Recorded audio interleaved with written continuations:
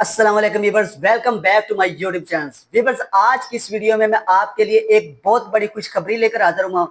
पंजाब के अंदर para department के अंदर सब डिविजनल की 101 सीट्स का ऐलान कर दिया गया है। ये आपके लिए बहुत बड़ी खुशखबरी की बात है। तो व्यूअर्स, इस पोस्ट के हवाले से जो भी क्राइटेरिया यानी कि आपने इस पर ऑनलाइन अप्लाई किस तरह से करना है, आपकी क्वालिफिकेशन क्या रखी गई है, आपकी एज क्या रखी गई है, आपका पेपर किस तरह से कंडक्ट किया जाएगा और आपकी पोस्टिंग प्लेस कौन सी होगी, इसमें जो सीट्स हैं वो टोटल कितनी अनाउंस की गई हैं।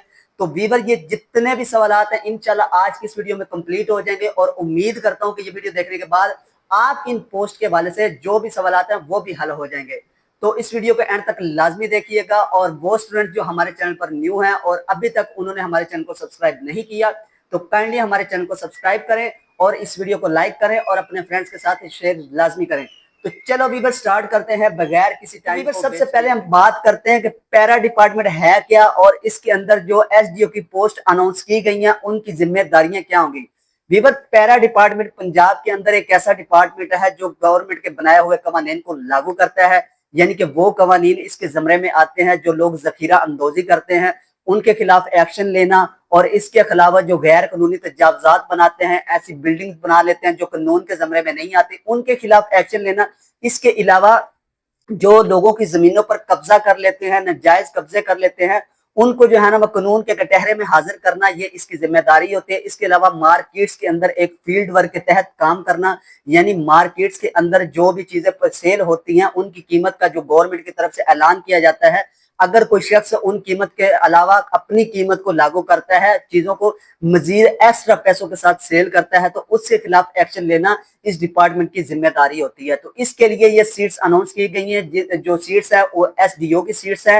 एसडीओ की सीट्स, एसडीओ का अगर फुल फॉर्म देखा जाए तो एसडीओ का मतलब होता है सब डिविजनल इन्फोर्समेंट ऑफिसर, और ये वो ऑफिसर होगा जो इन गवर्नमेंट के बनाए हुए कवानीन को लागू करेगा, मार्केट्स के अंदर विजिट करेगा, चीजों को देखेगा कि वो किस तरह से सेल की जाती है, क्या वो गवर्नमेंट्स के बताए हुए रेट्स के मुताबिक सेल की जाती हैं, उन बिल्डिंग्स को देखेगा, गैर कानूनी तजावजात को देखेगा, उनके खिलाफ एक्शन लेगा, एक फील्ड वर्क के तहत काम करेगा। तो ये एसडीओ की सारी जिम्मेदारियां होती है और इन तमाम चीजों को देखने के बाद इनके खिलाफ रिपोर्ट करेगा, इनको जो है ना वो अपने डिपार्टमेंट के अंदर पेश करेगा, और उसके बाद उस शख्स के खिलाफ या वो लोग जो जखीरा अंदोजी करते हैं, नाजायज कब्जे करते हैं, चीजों को हाई लेवल प्राइस के मुताबिक बेचते हैं, तो उनके खिलाफ एक्शन लिया जाएगा। तो ये एसडीओ की जिम्मेदारियां होती है। तो व्यूअर्स, अब हम बात करेंगे कि ये जो पोस्ट आई है इसका क्राइटेरिया क्या है, कौन से लोग इस पर अप्लाई कर सकते हैं और कौन से लोग इस पर अप्लाई नहीं कर सकते, और इसके लिए आपकी क्वालिफिकेशन क्या रखी गई है। व्यूअर्स, सबसे पहले हम बात करते हैं कि आपकी क्वालिफिकेशन के हवाले से कुछ लोगों को इसमें ना एक सिंपल सी बात बताई गई, ऑनर्स का लफ्ज यूज किया गया है। तो कुछ लोगों को माइंड में ये बात बैठ गई है कि बैचलर वाले जो है ना वो जिन्होंने बीए कंप्लीट की हुई है वो इस पर अप्लाई कर सकते हैं। नहीं व्यूअर्स, इसमें जो आपकी क्वालिफिकेशन है वो 16 इयर्स की क्वालिफिकेशन पूछी गई है, यानी कि वो लोग जिन्होंने 16 साल एजुकेशन कंप्लीट की है वो इस पर अप्लाई कर सकते हैं। बैचलर का वर्ड यूज हुआ है, लेकिन साथ में जो ऑनर्स बताया गया है उसका मतलब यह है कि 16 साल के स्टूडेंट्स, यानी कि जिन्होंने 16 साल की क्वालिफिकेशन हासिल की है, तो वो इस पर अप्लाई कर सकते हैं। यानी कि मास्टर वाले जिन्होंने एमए किया हुआ है, एमएससी की हुई है, बीएस किया हुआ है, यानी कि जिन्होंने 16 इयर्स की क्वालिफिकेशन हासिल की है, तो वो इस पर अप्लाई कर सकते हैं। व्यूअर्स, अब हम बात करते हैं ये टोटल कितनी सीट्स हैं और इनको किस तरह से डिवाइड किया गया है।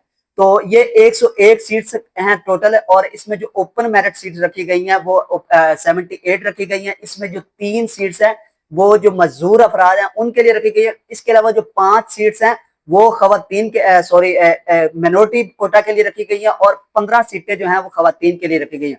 व्यूअर्स, कुछ लोगों को इस चीज का ये डाउट होता है कि ये जो खवातीन के लिए, मिनोरिटी के लिए और जो मजदूर अफराद के लिए सीट्स रखी गई हैं वो इन 101 पोस्ट से अलग रखी गई। नहीं व्यूअर, ऐसा नहीं है, ये 101 पोस्ट टोटल है। इसी में से जो खवातीन के लिए कोटा रखा गया है, मजदूर अफराद के लिए कोटा रखा गया है, और मिनोरिटी के लिए कोटा भी इन्हीं 101 सीट्स में से रखा गया। तो ये व्यूअर्स, हमने इसकी बात कर दिया। इसके अलावा हमने इसकी क्वालिफिकेशन के बारे में आपको बता दिया। अब हम बात करते हैं कि इसके लिए आपकी एज क्या रखी गई है। व्यूअर्स, इसमें जो एज है वो आपकी काफी अच्छी रखी गई, यानी कि 22 साल से लेकर 35 साल तक के लोग इस पर अप्लाई कर सकते हैं।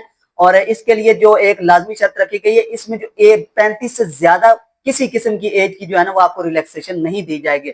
खवातीन की एज भी 22 से लेकर 35 साल तक है, और मर्द हजरात की जो एज है ना वो भी 22 से लेकर 35 साल तक है। अगर 22 से किसी की कम एज है तो वो इस पर अप्लाई नहीं कर सकता, और अगर 35 से ज्यादा है तो वो लोग भी इस पर अप्लाई नहीं कर सकते।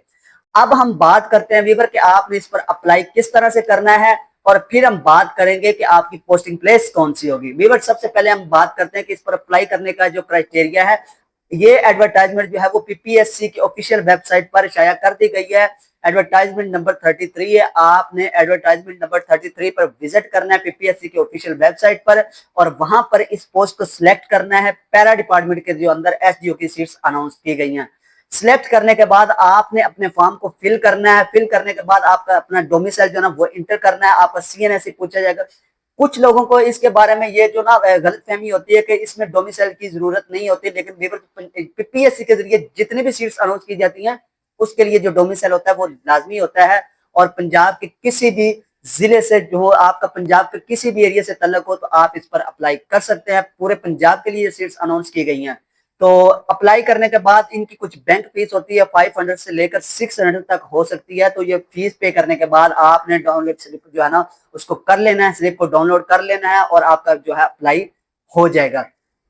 तो वीवर आपकी पोस्टिंग प्लेस कौन सी होगी? पंजाब के किसी भी जिला के अंदर आपकी पोस्टिंग प्लेस हो सकती है। किसी खास जिले में आपको जो है ना वो पोस्टिंग नहीं किया जाएगा। आपकी पोस्ट जो है ना वो किसी भी यानी कि किसी भी जगह पर आपको तैनात किया जा सकता है। पंजाब के अंदर जितने भी डिस्ट्रिक्ट आते हैं आपको किसी भी डिस्ट्रिक्ट में जो है ना वो तैनात किया जा सकता है एज अ डीओ यानी कि सब डिवीजन इन्फोर्समेंट ऑफिसर के तौर पर।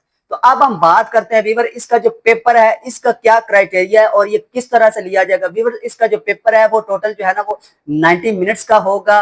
90 मिनट दिए जाएंगे और टोटल 100 नंबर का पेपर होगा। 100 एमसीक्यूज बेस्ड पर जो है ना इसका पेपर अभी तक जो है ना इसकी कंप्लीट शरायत नहीं बताएंगी कि इसका पेपर किस तरह से होगा, लेकिन पिछले जितनी भी सीट्स आती हैं उसको अगर हम मद्देनजर रखते हुए देखें तो इसका जो पेपर है वो 90 मिनट्स का होगा। टोटल 100 नंबर होंगे और इसमें जो है ना वो 10 से 11 मज़ामीन शामिल होते हैं, जिसमें इंग्लिश के सवालात आ सकते हैं, इस्लामियात के आ सकते हैं, उर्दू भी शामिल हो सकती है, आपकी जोग्राफिया, history, computer science, math, physics और बायोलॉजी, और इसके अलावा जो है ना जनरल नॉलेज आईक्यू बेस के भी क्वेश्चन आ सकते हैं, आपके पॉलिटिक्स के हवाले से क्वेश्चन आ सकते हैं।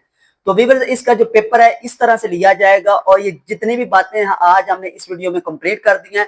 उम्मीद करता हूँ वीवर्स आपके तमाम सवाल हल हो गए होंगे, लेकिन अगर इसके बावजूद इस पर ऑनलाइन अप्लाई करने में कोई आपको मसला है तो हमारा जो है ना वो नंबर व्हाट्सएप नीचे दिया गया होगा, आप हमसे रब्ता कर सकते हैं। आप घर बैठे हुए हमसे फ्री में अप्लाई करवा सकते हैं।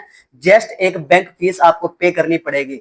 तो वीवर्स अगर आपको ये वीडियो अच्छी लगी है तो काइंडली हमारे चैनल को सब्सक्राइब करें, इस वीडियो को लाइक करें और अपने फ्रेंड्स के साथ शेयर करें। अल्लाह हाफिज।